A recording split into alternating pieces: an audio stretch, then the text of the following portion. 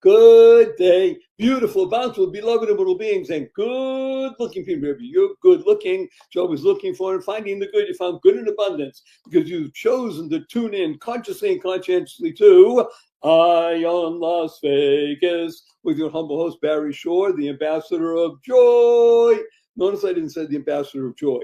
The ambassador of joy. And boy, are you going to get an extra dose of joy today. So, in this show, the reason you tuned in is because we discuss something that just will make you happier and healthier and wealthier. Who doesn't want that?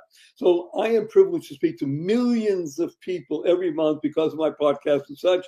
And I do in-person appearances here and outside of a place called Las Vegas. Whenever I mention those two words, Las Vegas, people lean in, open up their ears, their eyes. They always say, tell me more. So you're going to hear a lot more from one of the most interesting, energetic people you'll ever had the pleasure of meeting. And that's what Las Vegas is all about. It's a place of energy. It's a place of enthusiasm. It's a place of resilience and growth. And I'm going to tell you a little data point. I think you'll enjoy this a lot.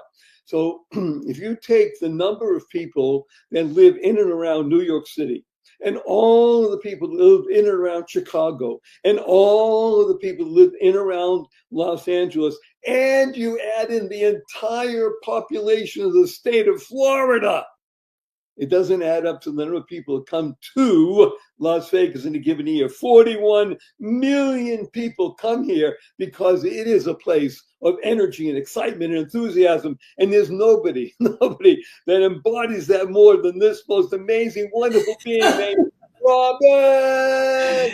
Barry!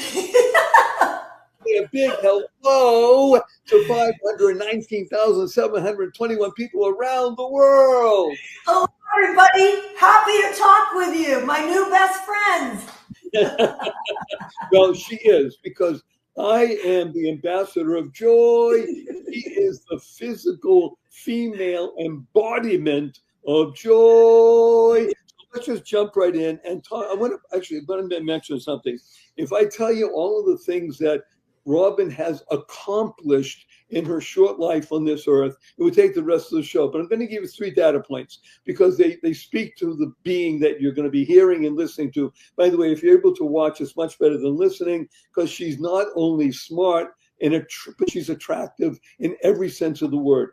So she is a remarkably successful person, a founder of a great and very important real estate organization, a company called Compass. This is Connecticut. So she's one of the founders of Connecticut Compass, and obviously not just the founder, one of the top producers in the organization.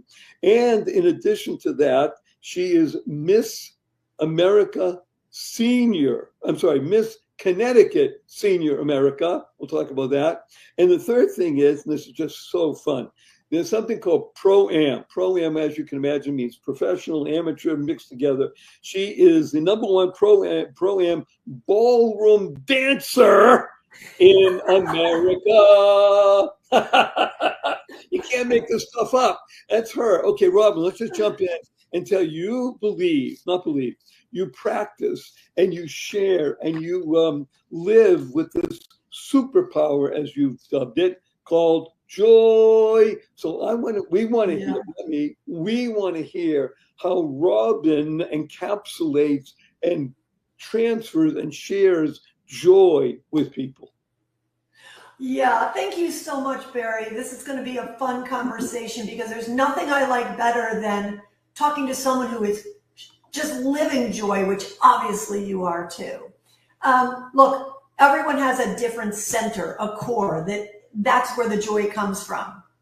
Right up at the top, I'm going to say my core is pleasing God. You could call it Yahweh. You could call it Mickey Mouse. I don't care.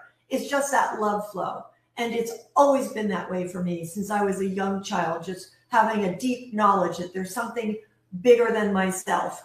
I grew up in a very strange situation for 2 reasons. Number 1, our house was literally at the bottom of a hill where the Catholic Church was at the top. And I have an amazing friend for 67 years. We're deep, deep friends. And we played in the church. We sang in the church. We were in processions in the church. There was no boundary between life outside the church And I did. It was just very unusual. So from the beginning, that was just all one for me. The other thing is, my grandfather and my parents owned and operated a nursing home in New Haven, Connecticut. So again, from a young age, my siblings and I would be in the nursing home, interacting with the residents. As I grew up, I worked in the laundry, I worked in the kitchen, I worked in arts and crafts, I helped be a bookkeeper.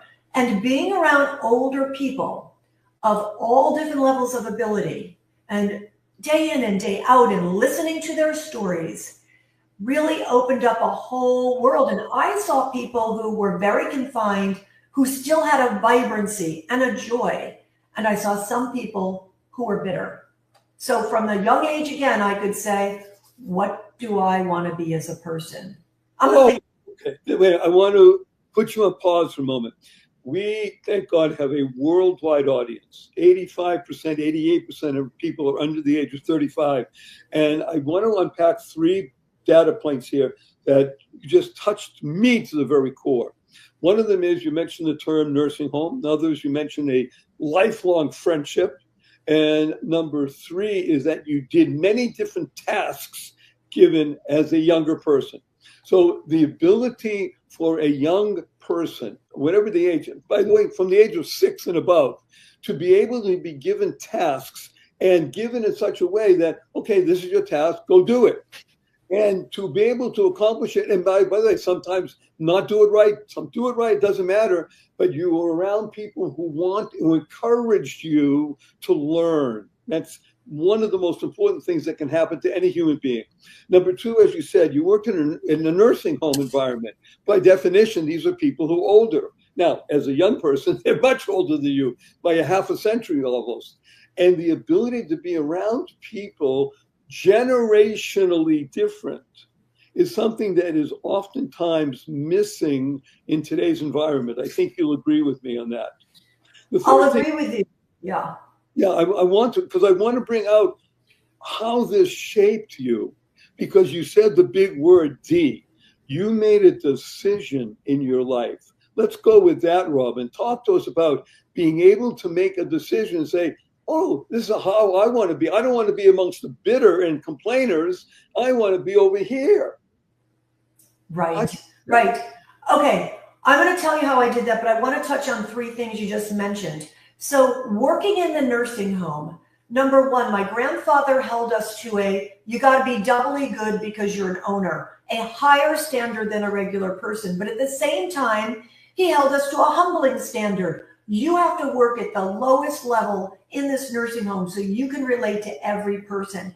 And that shaped me because I don't see a difference in people in terms of, I don't care. And in real estate, I'm with, names that you would recognize. I don't care. I only care if you're nice or not nice, or you're kind or not kind.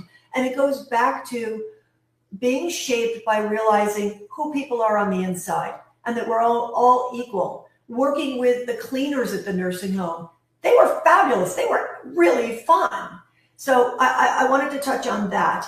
And the other thing I wanted to touch on for the young people is I was given tasks, but I was also given freedom within the task to do it the way I wanted. So I was doing arts and crafts. The arts and crafts director didn't say, this is how you're going to put together the model with Mr. Carter. They would give me the model and let me do it with Mr. Carter as we wanted. So it was allowing me to develop my creativity, but also learn that, I had to take direction as well. And I did have bosses. So I just think for young people today, those are some, important and interesting things. Back to your question and say your question again, if you don't mind. Okay, I want to emphasize something you just said here. The ability to do it your way. That is so wonderful because it rarely happens. Most often people are given tasks and given direction and say, this is what you want to do and this is how we want you to do it. The ability to think. So again, I'm going to emphasize we have a worldwide audience. And I talk about this very often, that everybody that listens to the show, the reason they tune in is because everybody has what we call an American mentality. They may live in a very constricted environment, whether it's Pakistan and Bangladesh, in the Soviet, well, former Soviet Russia, we have people listening from all over the world. But everybody has an American mind, which means expansive. I have energy, even if they don't live here. You don't have to live here geographically. You want to live here in your mind. So what Robin is sharing with us is that ability to say, you know something, I can do things the way I think it can be done. And by the way, if it doesn't work out, okay, that's an American attitude. Would you agree with that, Robin?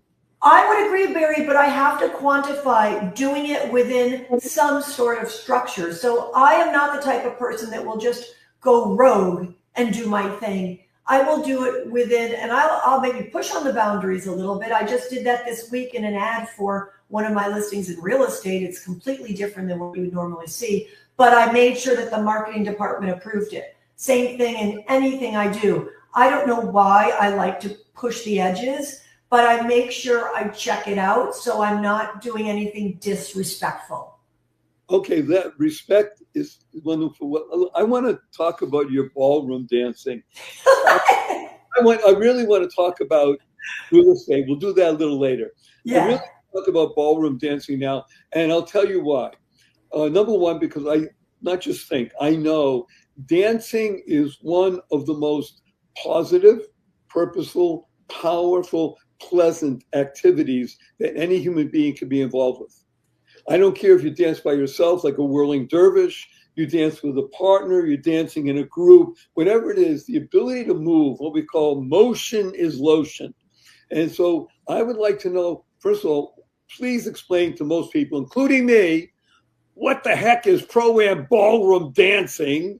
What does it mean? How does one get judged? How did you take it up? When did you start this and why? Okay, I'll start with a very quick review of my dance career. I had a mom that was the type that wanted you to try everything. And I started dance, ballet, tap, jazz at a very young age, 4 years old. Comes recital time in a real theater. I've got the costume on, yellow raincoat, red flower. She's got the lipstick on me, my mom. I get to wear lipstick. I step on the stage, the lights go on. I am thrilled to be there. That's the start of my dance journey. Continue on. I'm dancing in the basement of Peggy McCarthy to the Beatles and to, the Jones. I'm just dancing. I continue to dance. I get to Georgetown University. It becomes liturgical dance, disco dance, modern dance. Everyone knew me as a dancer that only wore the powder blue Sears and Roebuck jumpsuit. 25 years ago, I go to my reunion. Are you dancing? No, I'm not dancing. I'm raising kids. I'm working out. I go to my gym. Why aren't I dancing? I mention it to someone. They say, see that guy? There's a ballroom dance studio. Why don't you try it? I show up. They see that I can dance. They start me competing. Pro-am means you dance with a professional dance teacher. You're the amateur. You're divided by age group and level and style. So there's international dancing, ballroom, which you're in his arms the whole time. And then there's American, which Americans, it's a little more free. That's what you see on Dancing with the Stars. You see the American style. Within that, there's rhythm, which are things like cha-cha and rumba and paso doble. I used to do that when I'm younger, but there's high heels. And there's, I know, go baby. And there's American Smooth, which is what I do now. And that's what I have won 6 national titles in. And what I was in 2024 number 1. We went from going to the gym, playing, and all of a sudden go over there and learn. And now 6 championships. We have sponsors that love our show. We wouldn't have them on if we didn't think they're worthy of your time. So we're going to be right back with more of this wonderful, amazing, bountiful being named Robin, who is rocking our world with joy and dancing. Be right back after this brief message. Don't go away. Good day, beautiful, bountiful, beloved, immortal beings, and good-looking people. If you're good-looking, so I was looking for and finding the good. Our cup runneth over with good. Her name is Robin Kencel, and she's just so fun. F-U, capital N, capital N. That's our 4-letter F-U word, Robin. capital N, capital N. She's so much fun because, you know why she's fun? Because she tries things. She's not afraid to go out there, to stumble and move and do things like that. I'm going to share with you an interesting word that I learned from one of the most remarkable human beings that's on the planet. His name is Bernie Siegel. Bernie Siegel, people can look him up. By the way, everything's in the show notes about Robin. Don't take any notes. There's so much there. You can learn all about her. It's in the show notes. Just go there. So Bernie Siegel has written some of the most famous books about curing cancer. And part of the way he understood curing cancer, this goes back 50 years, and he was almost ostracized from medicine for it. He told people, learn how to be happy, learn how to live in joy. That was Bernie Siegel. He revolutionized the world of cancer. He has a great line he taught me. He says, guidance, Guidance. Guidance stands for God, you, and I dance. I love that. So this is what I feel. Okay, you just left us with 6 pro-am. Now we know what pro-am means. So there's a professional dancer working with somebody who's not professional, and together you make a team, and now you dance and you compete. And you've won 6 national titles, not local, not church, not state, national titles. Yes. And you know, that sounds easy, but Barry, it's not easy. I was looking around 2 weeks ago at the United States Dance Championships. I finished as a finalist, but I was looking around at the final 6 and I thought, wow, I am so impressed. These are women who are 50 to 65. I mean, they are good. And there's nothing I like better when someone stops Dima, who's my partner, and I, and says, hey, which one of you is a professional? Now, that doesn't happen that often, but I'm just saying it's, you know, it's a lot of hard work. And within this journey, I have had to have 2 hips replaced. And last year I broke my foot because we weren't placing that well. And my coach said, Robin, get out there and do something so they don't forget you. And I don't know, my brain went to smashing my foot on Dima's heel. And by the way, that took me out for 14 weeks. After I cleaned out my contacts on my phone and I couldn't think about what else to do, I thought, I've always wanted to try acting. So now I'm on this whole new journey in improvisational acting, which, talk about falling off a cliff. If you know improv acting, they give you a word, you get on the stage, you don't write the script, and you go. Oh, wait, Robin, wait. This is too much fun. Okay, F-U, capital N, because I also need you. First of all, I want to tell you a great acronym for the word joy. Are you ready? Because this is you. You mentioned it. Joy stands for Journey of You. That's the ultimate joy, isn't it? Journey of You. You said the word journey. That's what sparked me to tell you this. I want you and I need you to share with people your journey in the world of real estate. You see, it's one thing to talk about dancing and it's fun and things, but you said it's hard work, and it's supposed to be. It's effort, because you're not there just to dance. You want to win. See, that's it. You are a driven winner. Winners compete to win. They don't just compete to be there. So you need to win. Am I correct on that? I'm going to tell you something, Barry. If you go wanting to win, which my coach and my partner said last year, that was my problem. I was going to win and I wanted it desperately because I knew I was already going to be #1 in the country based on my ranking. You get sidetracked. I'm really trying to change this mindset. I got to do the journey for the beauty of the journey. And guess what? I believe in myself. It's going to work out. Same thing with the pageant coming up in 3 weeks. I am really well prepared. If I go in there and think I want to win, I'm going to miss all the fun. F-U-N-N, according to Barry. I need to go and love every moment of the minute that the now. By the way, just people should know that was not scripted. No. I was hoping, and I knew that you were going to use that as a pathway to make people understand that we're here to progress and love the journey. When you do that, everything else is beside the point. And then, okay, so fine, you won the trophy. That's extra. You're there for the process. Now, I want to talk about, I want to talk about being an accomplished real estate professional, because this is also a very amazing area of business. You're dealing with a very sensitive issue, people buying a home or selling a home. So you're dealing with human emotions. You're dealing oftentimes with sometimes significant amounts of money, and everything has to be done with such detail. The paperwork is voluminous, but even getting there, to be able to find people, it's making matches in heaven. It's what God does. So tell us about part of your journey as a real estate professional. Sure. So I never thought about being a real estate broker. It was never anything I ever thought about. In fact, it's my 5th career.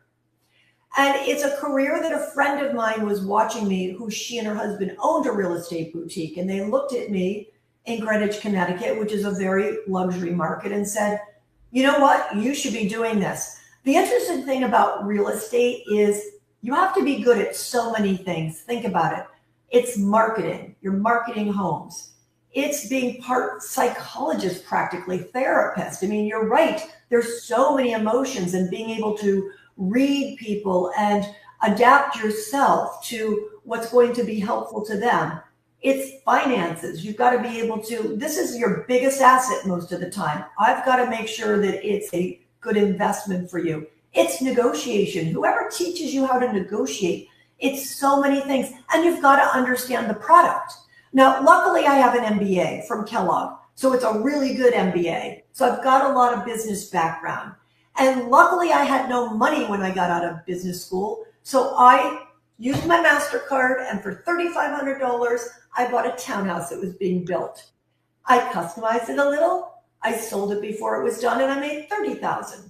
And I kept working like that and hiring people, and became passionate about restoring older homes. So I know a lot about construction, and I know a lot about interior design. So I actually know a lot about the product. That's why it made sense for me to be in it. Now, I just didn't want to be a regular real estate broker. I just, I'm kind of a gutsy person. The first assignment ever I got was someone I knew. I saw they were building a house. They lived in a beautiful house. And I approached them because you can't live in 2 houses. So my first sale was $13 million.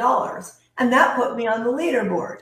Now, that was a combination of my brain, my creativity, and being in the right place at the right time, right? And so I want to mention, because we've talked about this on this show and my other podcast, The Joy of Living. There are 2 pathways to being involved with business. There's the pathway of going out and getting and pushing, etc. And then there's what I call the more productive way, the law of attraction. And you just mentioned, really, without using the words, the law of attraction.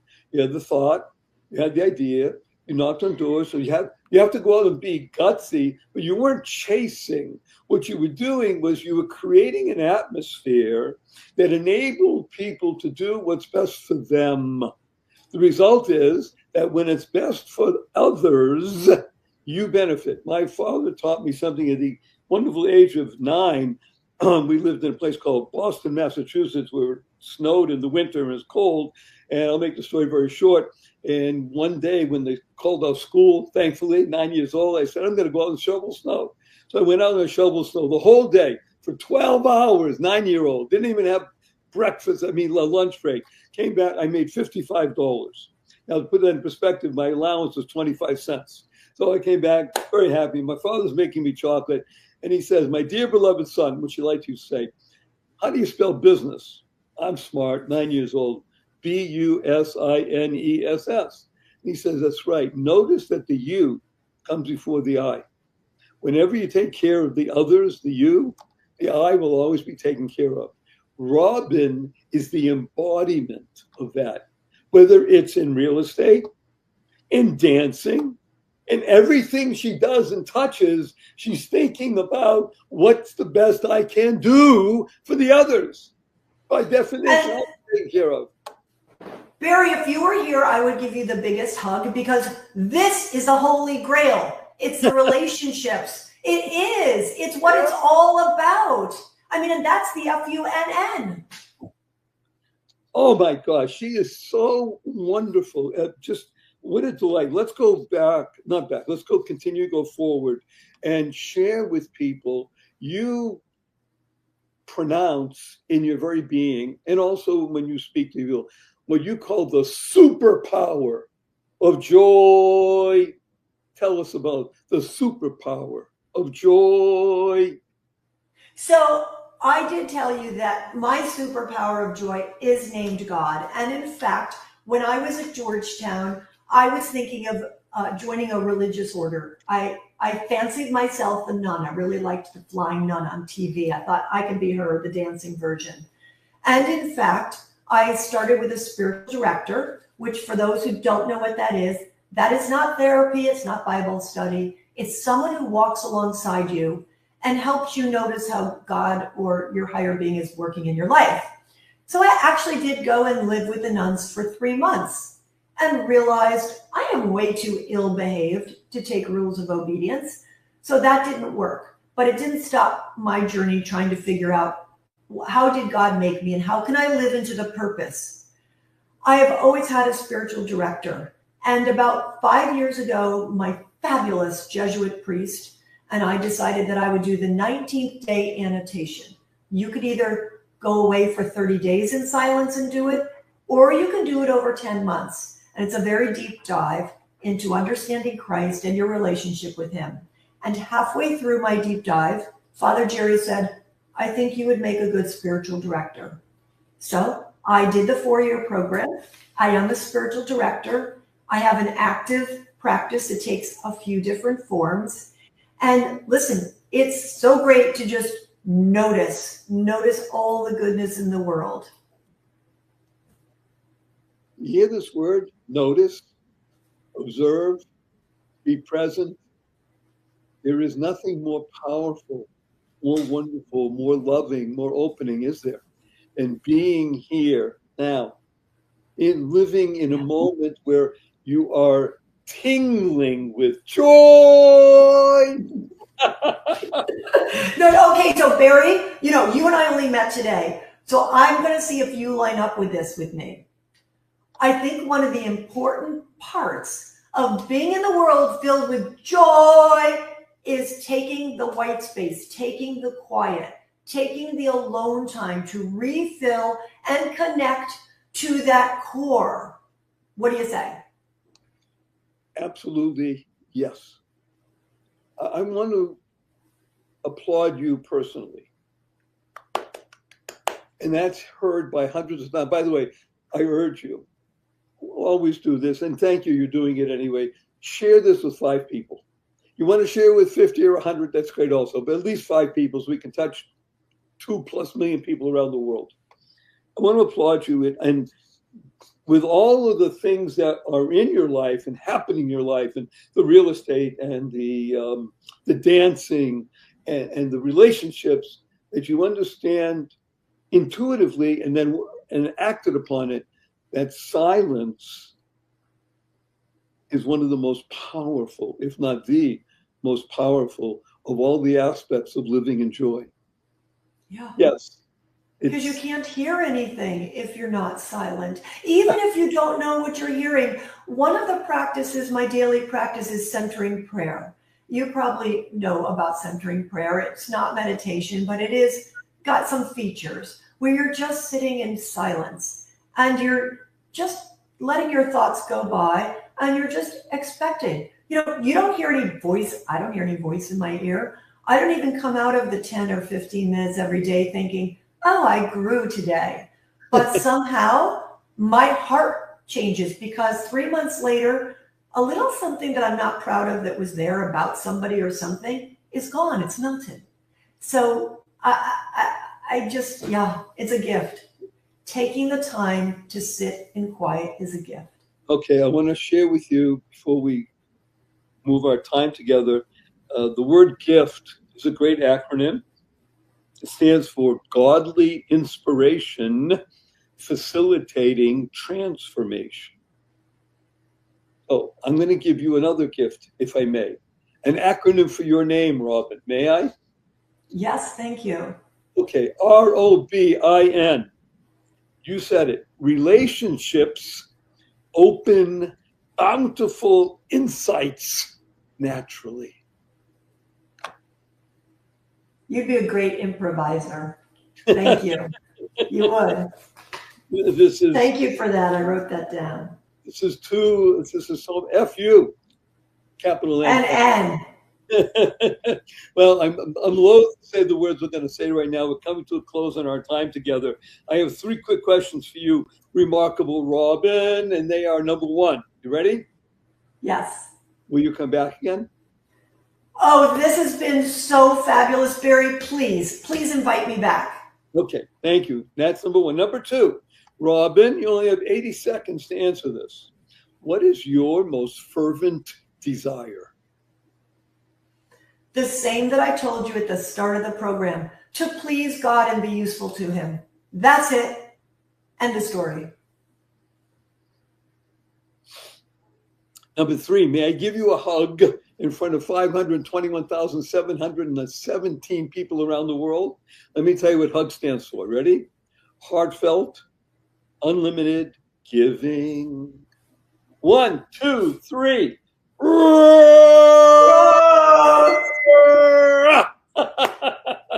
Remember, you're listening to Eye on Las Vegas with your humble host, Barry Shaw, the ambassador of joy. Amazing Robin Kencel. She is the embodiment of joy. But I got to tell you something.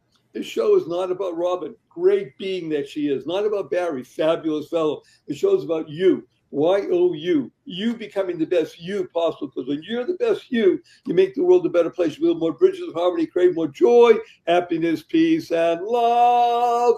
And we have a prayer from Robin and Barry to all of you. Go forth. Yeah. Live exuberantly. Spread the seeds of joy, happiness, peace, and love. Go mad. Go make a difference. Robin, don't go away.